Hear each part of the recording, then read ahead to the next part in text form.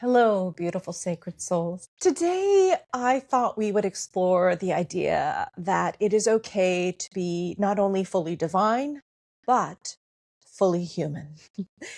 It's a trauma-informed teaching on wholeness, awakening, and integration. I'm Allison Batty-Capps of Blossoming Heart Wellness and author of The Divine Within, Healing Ourselves to Heal the World. And I want to share something that feels deeply personal and extremely tender, and I think universal.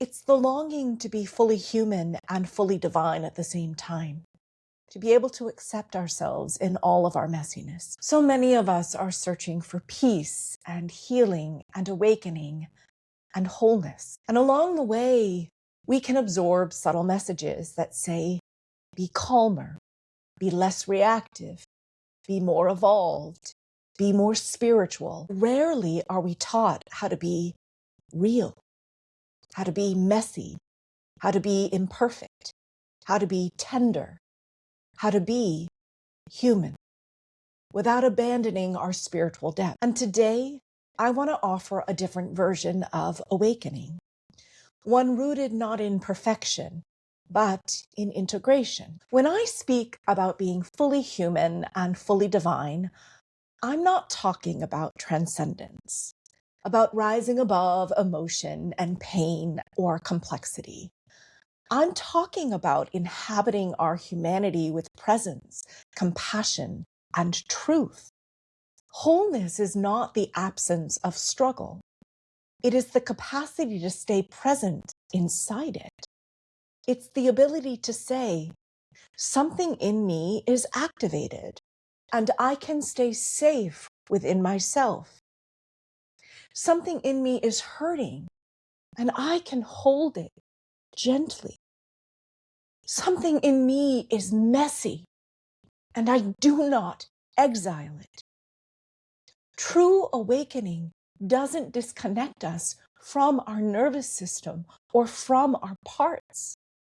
It teaches us how to listen to them. It doesn't eliminate our wounds. It creates enough internal safety to meet them. And this is not a path about becoming something better. It's a path about becoming more honest. And yes, that means we will grow and we will evolve.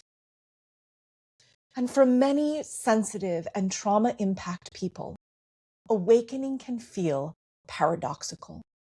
As our nervous system and our internal safety increases, our perception deepens. We begin to feel more, notice more, sense more, not because we are fragile or too sensitive, but because we are no longer numbing ourselves to survive. When the nervous system finally begins to settle, it also begins to open. And in that opening, we may feel the suffering in the world more clearly, injustice more acutely, emotional undercurrents more precisely. This does not mean that we are suffering more. It means we are actually present with the human experience. And presence requires tremendous compassion, especially for ourselves. This is when trauma-informed spirituality becomes essential, because without nervous system awareness, awakening can feel overwhelming, disorienting, and even destabilizing.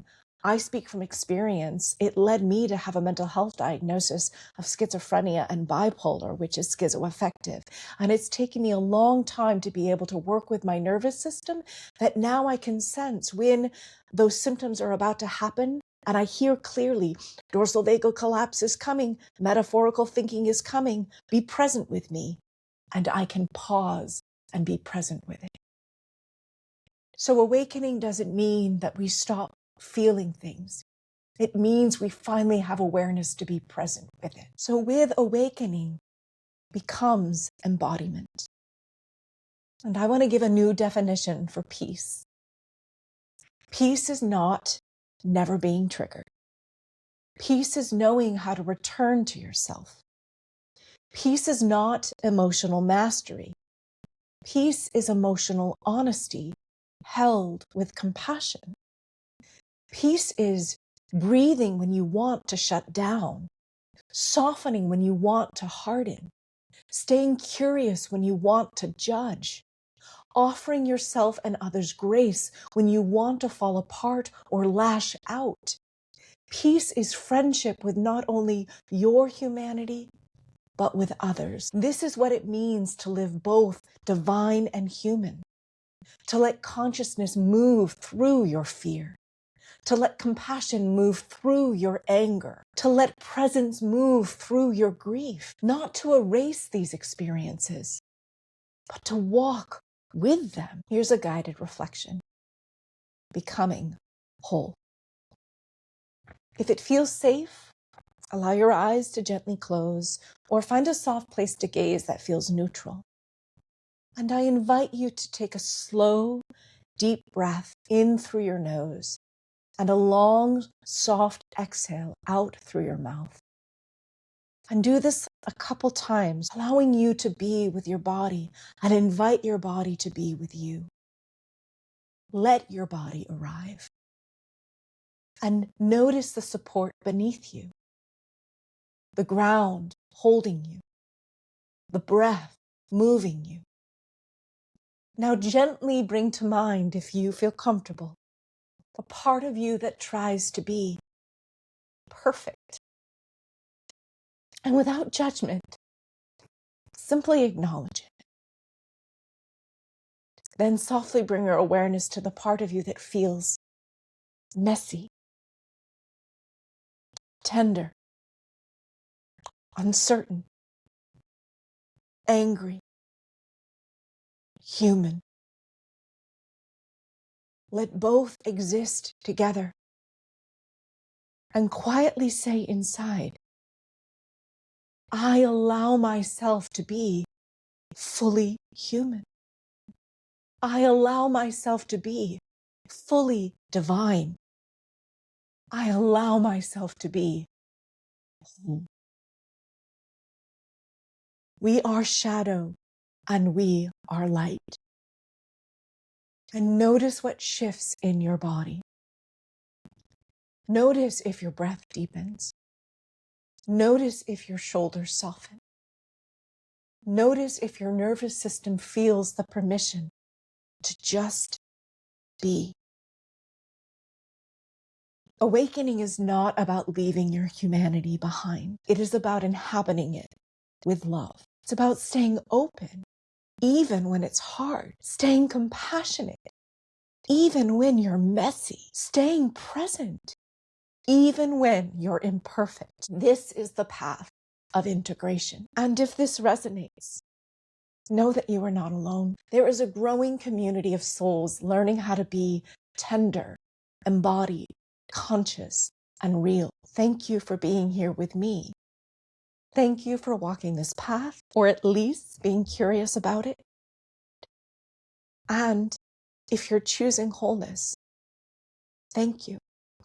I believe this is how we shift the human experience so that we can do away with the extreme forms of injustice and violence that we see in the world. And if my teaching resonates, I hope you'll consider liking, subscribing, following, sharing, commenting. I want to create a community where we can support one another in not only our divinity, but in our humanity. And if you'd like to learn more, I invite you to read my book, The Divine Within, Healing Ourselves to Heal the World, or go to my website, blossomingheartwellness.com, and sign up for my newsletter, where you can learn about online courses or how to work with me. I'm sending you deep love, no matter where you are on your journey of wholeness.